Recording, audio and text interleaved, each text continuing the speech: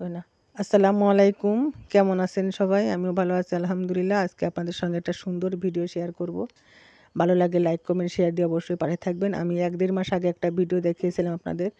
আমি লাউয়ের চারা রোপণ করেছিলাম পুকুরের পাড়ে, বেশ একটু রোদ জায়গা, ফাঁকা জায়গা দেখে। বেশ গাছটা বড় হয়ে গেছিল।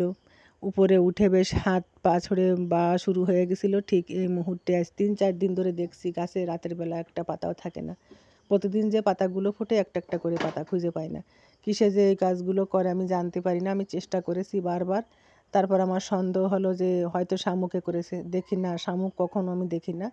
যাই হোক, আমি এবার চেষ্টা করলাম যে একটা ইঁদুর মারা কল পাতবো। সামান্য একটু বিস্কুট দিয়ে পাতলাম।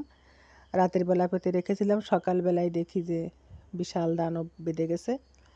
কিছু করার নাই, তোমার এখন দুনিয়ার মায়া ত্যাগ করতে হবে। আমি সহজে কোনো পশু পাখি কীটপতঙ্গ মেরে ফেলি না, কিন্তু আমার যে অনেক ক্ষতি করে তাকে তো আর টিকিয়ে রাখার কোনো উপায় নাই। যাই হোক, তোমাকে ধরে ফেলেছি, তুমি আমার অনেক ক্ষতি করেছো। এতদিন আমার লাউ গাছে ফুল চলে আসতো, পাতাগুলো খেতে খেতে আর জায়গা রাখিনি। আর আমি এখন উঠানে নিয়ে যাব, একটা খেলা দেখাবো। ওপাশে প্রিন্স অপেক্ষা করছে, টের পেয়ে গেছে প্রিন্স। কলটা উঠোনে রাখতে না রাখতে দেখেন প্রিন্স কি পাগলামি শুরু করে দিছে, একবার এপাশ একবার ওপাশ শুরু করে দিছে।